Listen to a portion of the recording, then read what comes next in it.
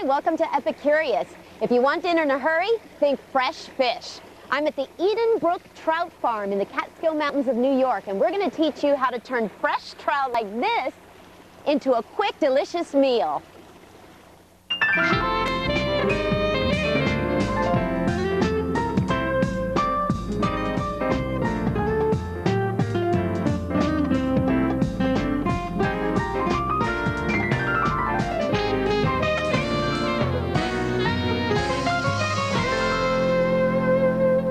Hi, I'm Michael Lamonaco, Executive Chef at Windows on the World. And I'm Barbara Alvarez, and this is Epicurious. And of course, all the recipes we're making, plus cookware, ingredients, and tips, are available on our website at epicurious.com. Trout Grenobloise. Ooh, very good. Sounds fancy. Oh, it is not fancy. This is really a wonderful dish. Trout. Actually, it's fancy but easy. It's fancy but easy, Okay. That's true. It may seem fancy, but it's really not. It's very simple. Fresh trout, brook trout, brown trout. In this case, these are rainbow trout. And Okay. of course, they're farm raised. So they're available in most markets. They're really very, very commonly found in markets. And the trout is beautiful, fresh. Grenobloise is brown butter with capers, and we have some capers and lemon and butter and parsley, and that makes the whole dish happen. Okay. And the trout itself, you can see, is fresh. Look at the skin. It's nice. It has a good look to it. It's shiny. The eyes. It just is a wonderful fish. And look at that inside. That pink. The flesh, the meat, this is lovely. Trout is a delicious dish. It's so easy to make. When we go to get it at the store, what should we ask for? Should we ask for them to clean it out for us? You know, you're right, and this is butterflied, which means all of the bones have been removed. There are no bones because we bought it that way. Okay. And that's very easy to get. If you wanted to do it yourself, you could. This is clarified butter. Tell me what that is exactly. Well, let's just get that hot. And what clarified butter is butter that we've cooked. We've not quite boiled it, but we've cooked it to remove the milk solids. Very important to do that, otherwise it burns. Some flour and a little pepper, and I'm just going to mix that in. Salt. Right, salt. So that's our dredging. Okay. Right? And I'm just going to dredge the fish lightly on both sides. Alrighty. Okay.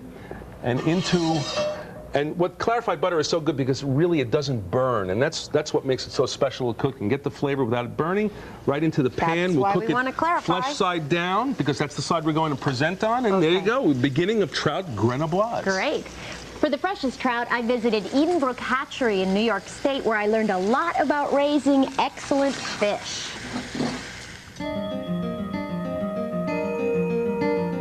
It all starts with water, the clean, pure, free-flowing water found here in the Catskill Mountains of New York. Artesian springs feed Edenbrook, which flows into the Edenbrook Hatchery. In 1923, John Wallach's family took an existing trout stream and built these raceways. This dramatically increased the number of trout raised here and provided a source of fresh trout for New York's finest restaurants. Most of the trout you see in supermarkets come from large hatcheries. Idaho tends to be the state that produces the most. But the catch is that trout is produced in Idaho, and by the time they truck it over, they work through wholesalers. So it goes through many steps before it gets to the end user. What we did was we specialized in trying to get the trout out of the water and to the restaurant in less than 24 hours. So that's really what makes your product superior? Right. Well, I'd say one is the water quality. I mean, this water is good enough to bottle. Two, we're using a very, very high quality feed. And three, that we're delivering the product so quickly to the market that it's so fresh, and the chefs seem to know it. The process starts in this cold water incubator. John buys the eggs already fertilized. They hatch here, and for the next 12 to 15 days, this is where they'll live. These are baby rainbow trout. About how many fish do you have in this tray? In this one tray, it's probably about 4,000 fish. Wow. We usually hatch, in that rack alone, we would do a hatch, there would be about 30 to 40,000 in one set of racks. 40,000 eggs sounds like a lot, but this is really just a small family business. The largest trout farms in Idaho will try to hatch out 80 million eggs per year. See, look, there's one. See that egg with him battling out? Oh, that's so cool. Once these hatchlings outgrow the tray tower, they're moved into the raceways. Well, it's important to keep the trout in certain size classes, and the reason we do that is because trout are cannibalistic. Most fish are. So if we let the larger fish stay with the smaller fish, they would actually eat the smaller ones, and in the end you'd have only a few fish left, a few very large fish. But as the baby trout grow larger, they're moved further down the chain of raceways. Each raceway is larger than the last to accommodate the growing fish. All this running water exercises the fish and gives them better muscle tone. This makes for a better textured flesh.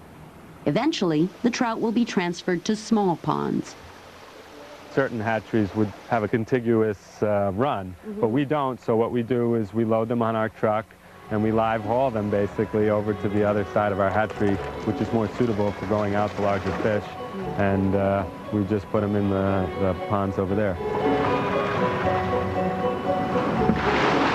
This looks like a rough ride, but the fish aren't harmed in the process.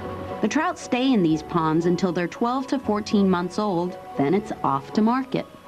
In food fish, the rainbow has become the superior trout of choice just because it has the quickest growth rates. The faster we can start from a small fish and produce a large fish and get it out and roll another one through, the more economically viable we'll be. Well, once the fish are taken from the hatchery and they go to our processing facility, which is our fish market, we basically eviscerate the fish.